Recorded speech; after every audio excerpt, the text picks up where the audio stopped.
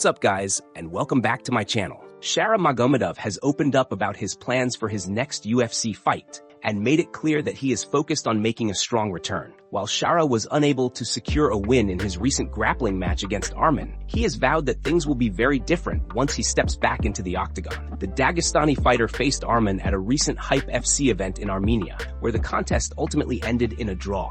That grappling bout marked Shara's first competitive appearance since July, when he returned to the UFC and earned a decision victory over Marc-Andre Barriault in Abu Dhabi. That win was important for Magomedov, as it put him back in the win column following a setback earlier in the year. Prior to that, he had suffered the first loss of his MMA career, a decision defeat to Michael Page in February. Despite the mixed results outside the octagon, Shara remains confident in his abilities and believes his best performances are still ahead of him. Speaking recently with Red Corner MMA, the middleweight laid out a clear and ambitious plan for his comeback. According to Magomedov, his goal is to return next year, make a statement against an opponent outside the top 15, then move on to defeat someone ranked in the top 15 shortly after. He went on to say that a rematch with Michael Page is something he sees as essential. Shara explained that he feels he owes the fans a much better showing than what he delivered in their first meeting. He admitted that he failed to showcase his true skill set in that fight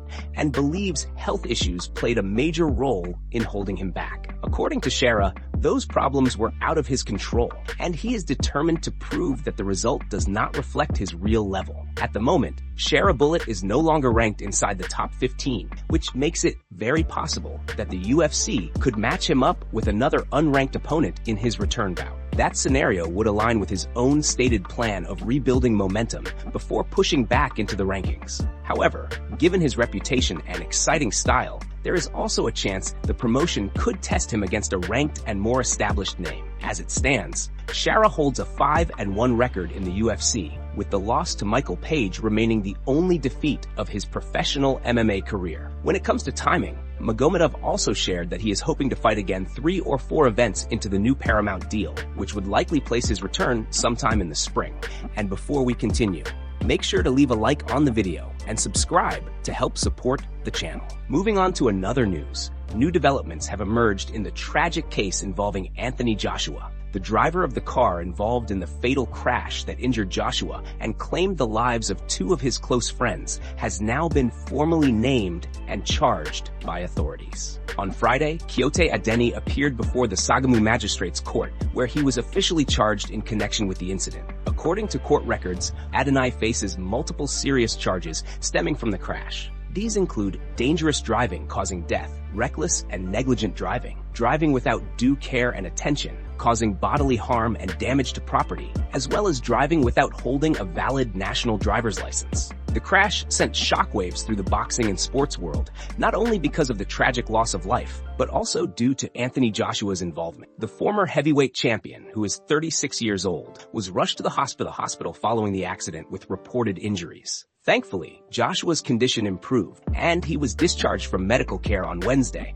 after being treated and monitored by doctors. Authorities confirmed that the incident resulted in the deaths of 2 individuals who were close friends of Joshua, adding an even heavier emotional weight to the case. Investigators have continued to piece together the circumstances surrounding the crash as legal proceedings move forward. During the court appearance, Adeni was granted bail set at 5 million naira, which is roughly equivalent to $3,500. The Ogun State Police Command later confirmed the bail decision and provided an update on the status of the case. Officials also announced that the matter has been adjourned and will return to court on January 20th. Until then, the case remains under active review as prosecutors prepare to move ahead with the charges. The police have emphasized the seriousness of the alleged offenses and reiterated their commitment to ensuring accountability through the legal process. As Anthony Joshua continues to recover physically from the crash, the focus now shifts to the courtroom, where the legal consequences of this tragic incident will begin to unfold. The situation remains a sobering reminder of how quickly lives can be changed by a single moment on the road. Moving on to another news. Joe Rogan has stirred up a major debate after ranking Islam Makhachev higher than Khabib. For years, Khabib has been widely viewed as one of the greatest fighters of all time, with many fans calling him the undisputed GOAT. However, Rogan recently explained why he believes Islam operates on an even higher level than his longtime friend, teammate, and mentor. If you followed Khabib's career closely, you know that for several years before retiring, he confidently predicted that Islam would one day sit on top of the UFC lightweight division. That prediction turned out to be more than accurate. Islam not only captured the lightweight title, but he went on to defend it 4 times. One more defense than Khabib managed during his own legendary run. On top of that, Islam eventually moved up in weight and secured the welterweight crown, adding another major achievement to his resume. During a recent podcast episode, Joe Rogan broke down the key differences between the two champions. Rogan made it clear that Khabib is without question one of the all-time greats and one of the most dominant fighters the sport has ever seen. However, he emphasized that Islam brings a different and more complete skill set to the table. According to Rogan, Islam's stand-up game separates him from Khabib in a significant way. Rogan pointed out that while Khabib was very solid on the feet, Islam is truly elite when it comes to striking. He referenced Islam knocking out Volkanovski with a clean head kick, noting that this kind of finishing ability was not really part of Khabib's repertoire. In Rogan's words, Islam is on another level, capable of knocking opponents out standing, finishing them on the ground, or submitting them when the opportunity presents itself. Another factor Rogan highlighted is Islam's size and physical presence at 155 pounds. Being so big and strong for the division forces opponents to constantly think about the takedown threat. This mental pressure changes how fighters strike, slows their reactions, and often leads to them getting hit clean. Rogan explained that when you are worried about wrestling and grappling every second, your striking is never going to look the same. Rogan also noted that others have echoed this opinion, praising Islam's well-rounded skill set. Still, some fans argue that Khabib was more dominant overall, pointing to his undefeated 29-0 record and the fact that he rarely lost a single round. That debate may continue unless Islam goes on to defend the welterweight title multiple times, which could silence critics permanently. During the same episode, which featured decorated wrestler Gable Stevenson, Rogan also touched on Jon Jones and his legacy. Rogan stated that at this point, belts no longer matter when it comes to Jon Jones. People know who he is, what he does, and they will always pay to watch him, with or without a title around his waist. Moving on to another news. Luke Rockhold did not hold back when giving his thoughts on Tyron Woodley's recent performance. Although Woodley stepped in on short notice for his boxing match against Anderson Silva, it appears Rockhold believes the former UFC champion should seriously consider stepping away from competition altogether. Woodley faced Silva on the main card of the recent Jake Paul and Anthony Joshua event. Despite the short notice circumstances, the fight did not go in Woodley's favor. The legendary Brazilian stopped him in the second round, adding another tough loss to Woodley's growing record outside the octagon. Woodley only took the bout after Silva's original opponent, Chris Weidman, was forced to withdraw from the card. That defeat marked Woodley's 3rd straight loss in boxing and his 7th consecutive loss when combining both boxing and MMA. The string of defeats has raised serious concerns among fans and fighters alike about whether Woodley should continue competing. For many, the performance reinforced the idea that his best days are firmly behind him. Not long after the fight, Rockhold appeared as a guest on Submission Radio, where he was asked to share his honest assessment of Woodley's showing. Rockhold did not sugarcoat his opinion. He said the result played out exactly how he expected and suggested that Woodley no longer looks mentally present when he fights. According to Rockhold, Woodley is not truly there to compete anymore and seems disconnected from the awareness required at the highest level. Rockhold explained that while Woodley is still his friend, the signs are hard to ignore. He described Woodley as sleep fighting, suggesting that he is going through the motions without the sharp reactions and intent needed to succeed. Rockhold emphasized that fighting requires the ability to consciously see punches, react, and throw with purpose, and he believes Woodley no longer has that edge. The comments were harsh, but appeared to come from a place of concern rather than malice. Rockhold made it clear that he respects Woodley and his past accomplishments, but feels that continuing to compete could do more harm than good. For a former champion who once dominated the welterweight division, the contrast between past dominance and current struggles is difficult to watch. As the losses continue to pile up, voices like Rockhold's may grow louder. Whether Woodley chooses to keep fighting or step away, moments like this highlight how unforgiving combat sports can be, especially when timing, awareness, and confidence begin to fade. Moving on to another news. Joe Rogan has clearly struck a nerve with PFL founder Don Davis after making strong comments about UFC fighter supremacy. During a recent episode of his podcast, Rogan shared his belief that if a fighter truly wants to claim they are the best in the world, they need to prove it inside the UFC. According to Rogan, the UFC title carries unmatched value because of what the organization represents in combat sports. Rogan explained that the UFC name itself is what separates it from every other promotion. He described it as the leader in combat sports and suggested that if a fighter is not competing in the UFC, their claim to being the best simply does not hold the same weight.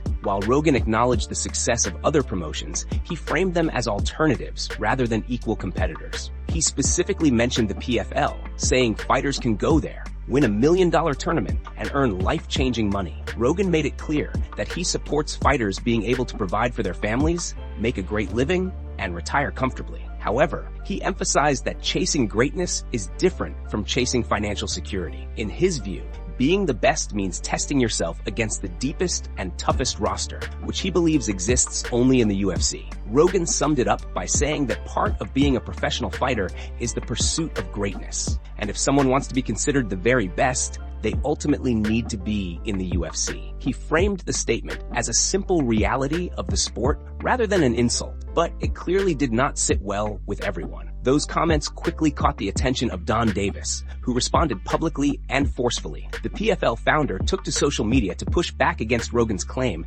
and question its accuracy. Davis posted a message directly addressing Rogan, asking if the statement was really true. In his response, Davis listed several high-profile fighters who have either chosen the PFL or previously competed in what is now part of the PFL structure instead of the UFC. He tagged Francis Ngannou, Dakota Dacheva, Chris Cyborg, Usman Nurmagomedov, Corey Anderson, Paul Hughes, and Vadim Nemkov. Davis also pointed out that Nemkov followed the path of his mentor and coach Fedor Emelianenko, building his legacy outside the UFC. Davis ended his message by suggesting that many of the world's top MMA fighters are already competing in the PFL. The exchange has reignited the long-running debate about whether greatness in MMA can only be defined by success in the UFC, or if elite talent across multiple promotions deserves equal recognition. Moving on to another news. There has been a major update surrounding the Ilia situation, and the details are now becoming clearer. A few weeks ago, Ilia revealed that serious allegations were expected to surface in court, accusations he has firmly denied from the beginning. At the time, the situation was vague, but now the timeline and context of what is happening have been publicly reported. A couple of months ago, Ilia informed the MMA world that his return to the UFC would be delayed due to personal reasons. In December, he confirmed that the hiatus was connected to an ongoing divorce with Georgina Uskirigi. Alongside that announcement, Ilia stated that he had received threats involving the spread of false allegations unless certain financial demands were met. Those claims immediately drew attention, as Ilia made it clear he believed the situation was being escalated unfairly. Now, reports indicate that Ilia is scheduled to appear in court next week in Spain in relation to these allegations. A recent summary shared by Home Fight outlined details from a story published by El Mundo, which provided further clarity on the legal proceedings. According to that report, Ilia has been summoned to appear before Spain's Court of Violence Against Women on Wednesday, January 7th. It is important to note that the court appearance will not be determining guilt or the truth of the accusations at this stage. The hearing is reportedly focused solely on matters involving their daughter. Uskirigi has requested court approval to leave the country with their child, whom she currently lives with alone. This hearing is procedural in nature and is centered on parental and custodial considerations rather than criminal judgment. The report also states that Uskirigi has accused Ilia of causing injuries within the family, an allegation that his legal team strongly denies. In the same El Mundo article, Ilia's defense team is quoted as saying that Ilia himself filed for divorce several months ago, and that the current legal action stems directly from that decision. According to his lawyers, the lawsuit is baseless and unsupported by facts. Ilia's defense team further claims that they possess multiple pieces of evidence that back up the public statements he previously released. They maintain that the accusations do not reflect reality and argue that the timing of the claims is closely tied to the divorce proceedings, rather than any proven wrongdoing. What began as a private personal matter has now become increasingly public and contentious. As more information comes to light, the situation appears to be growing more complicated rather than calming down. For now, Ilia remains adamant in his denial of the allegations, while preparing to address the matter through the legal process. Moving on to another news, new details have leaked surrounding the UFC White House event. And the picture being painted sounds massive. This White House card is shaping up to be the biggest event the company has ever attempted, and every major star wants a spot on it. According to a recent leak shared by John Anik on the Jackson podcast, the UFC is exploring the idea of stacking the card with as many as 6 or even 7 undisputed title fights, while potentially holding champions back to make sure they are available for the date. Anik explained that the promotion is moving in a direction where multiple belts could be defended on the White House lawn, something unheard of in modern MMA. He suggested that several champions are already being considered for the event, including Tom Aspinall, Alex Pereira, and Khamzat. If the UFC does decide to hold Alex until then, it could finally open the door for the matchup he has wanted, a showdown with Jon Jones on a huge stage. During the discussion, Anik emphasized how unprecedented this would be. The heavyweight title picture alone could headline the event, with Tom Aspinall and Ciryl Gane both expected to be part of the card. Beyond that, other divisions are also being lined up to make the night feel historic from top to bottom. Rather than spreading title fights across several pay-per-views, the UFC appears willing to load them all into one spectacle. Anik also mentioned that some fighters who might normally compete earlier in the year could be pushed back. Fights like Joshua Van versus Tatsuro Taira could happen in the first or second quarter, while the biggest stars are preserved for the White House card. He pointed to Khamzat as someone likely to compete on that lawn, reinforcing the idea that this event is treated differently from anything before it. There was also talk about other potential title matchups, including a possible trilogy between Merab and Pereira. The buzz around Jon Jones has added fuel to the fire, especially with public support coming from Donald Trump Jr. Anik admitted he has to stay neutral, since he may end up calling the fights himself. If the UFC manages to stack the White House with 7 title fights, it would be a night where every bout is for a belt. For an event of this magnitude, that approach would make sense and could redefine what a landmark MMA card looks like. The scale of ambition shows how serious the promotion is.